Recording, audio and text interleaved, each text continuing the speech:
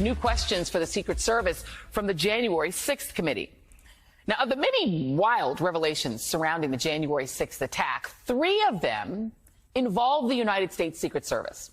So first, there was the alleged altercation in an SUV after the former president's speech that day, recounted by former White House aide Cassidy Hutchinson. Tony described him as being irate. The president said something to the effect of, "I'm the effing president, take me up to the Capitol now." The president reached up towards the front of the vehicle to grab at the steering wheel. Mr. Engel grabbed his arm, said, "Sir, you need to take your hand off the steering wheel. We're going back to the West Wing." Now, there's also the incident involving former Vice President Mike Pence. Shortly after he was escorted out of the Capitol by Secret Service to a waiting armored limo and reportedly worried they wouldn't let him stay to do his job. First revealed in the book I Alone Can Fix It, Pence was quoted as telling an agent, "If I get in that vehicle, you guys are taking off. I'm not getting in the car." Committee member Jamie Raskin has called those remarks the 6 most chilling words of this entire thing I've seen so far. Well, now there's a third bombshell, which could be relevant to Thing 1 and Thing 2. NBC News has learned that the Secret Service erased text messages from January 6th and the day before. The messages were erased after the Department of Homeland Security Inspector General requested communications related to the insurrection.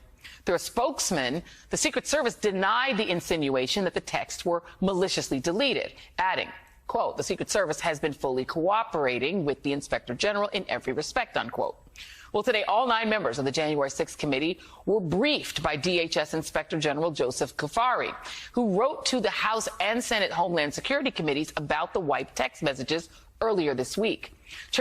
Committee Chairman Benny Thompson said the Inspector General indicated that the Secret Service had not been fully cooperating with them. Meanwhile, the question of what might be lost in those text messages is made more interesting, given the agents involved. The Washington Post's Carol Leonnig has reported that some of the Secret Service functioned as Trump yes-men, noting that Tony Ornato temporarily left his Secret Service job to work as Deputy White House Chief of Staff, an unprecedented political assignment. The same Tony referenced by Cassidy Hutchinson. He and the other agent in the alleged SUV incident, Bobby Engel, have previously spoken to the committee. And while the Secret Service disputed some of the details of Hutchinson's retelling, the New York Times reports that the committee interviewed a Washington, D.C. Metro police officer who said Trump's departure from the Ellipse was delayed because of his anger over not being allowed to go to the Capitol, according to 2 people familiar with his testimony. Now, the officer wasn't in the SUV, but heard communications regarding the altercation and corroborated that the incident occurred. NBC News has not independently confirmed the account. Now, as for those deleted text messages, committee member Jamie Raskin said the committee will get to the bottom of their disappearance.